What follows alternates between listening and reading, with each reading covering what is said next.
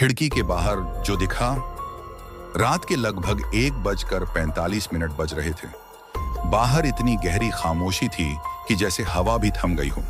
अंकित अपने कमरे में लैपटॉप पर काम कर रहा था। उसका कमरा दूसरी मंजिल पर था और खिड़की के ठीक बाहर एक बड़ा नीम का पेड़ था। वह हमेशा हिलता डुलता रहता था, लेकिन आज अजीब बात थी, पेड़ बिल्कुल स्थिर खड़ा था।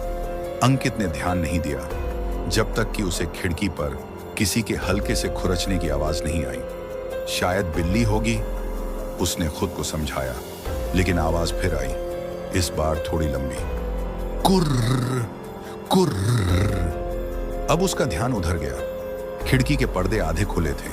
बाहर का अंधेरा गाढ़ा था, लेकिन एक आकृति जैसे कोई खड़ा हो हल्की सी दिखाई दी। अंकित ने झटके में लाइट ऑन की और खिड़की तक गया। पेड़ अब भी बिल्कुल शांत था, लेकिन जैसे ही वह पास पहुंचा, पर्दे हिले। अंदर नहीं, बाहर से।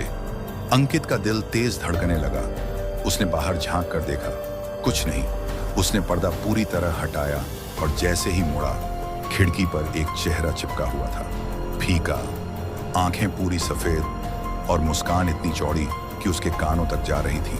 अंकित चीख भी नहीं पाया, वह बस पीछे गिर पड़ा। वह चीज खिड़की पर उंगलियां फेरने लगी, धीरे धीरे, जैसे उसे छेड़ रही हो। टिक टिक टिक, नीलापन लिए नुकीले नाखून। अंकित ने मोबाइल उठाकर किसी को कॉल करने की कोशिश की, लेकिन स्क्रीन पर नेटवर्क गायब था। उसने हिम्मत करके फिर खिड़की की तरफ देखा, चेहरा गायब, लेकिन इस बार किसी के कदमों की आवाज नीचे वाले कमरे से आ रही थी। धप धप धप, धीमी, भारी, किसी इंसान जैसी, पर थोड़ी असामान्य, जैसे कोई एक पैर घसीट रहा हो। अंकित ने सांस रोककर दरवाजा बंद किया और पीछे हट गया। कदमों की आवाज सीढ़ियों पर चढ़ने लगी। धप सर्र, धप सर्र। अब आवाज बिल्कुल उसके दरवाजे के बाहर थी। हैंडल धीरे धीरे घूमने लगा। अंकित ने डर के मारे कमरे के कोने में खुद को समेट लिया। हैंडल ने एक आखिरी बार घूमकर क्लिक किया। एकदम शांति।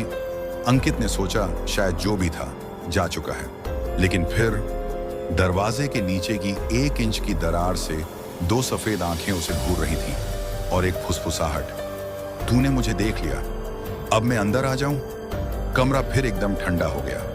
अगली सुबह पड़ोसियों ने अंकित के घर का दरवाजा खुला पाया, पर अंदर कोई नहीं था। बस खिड़की पर ताजी उंगलियों के निशान, लंबे, नुकीले और पूरी तरह नीले।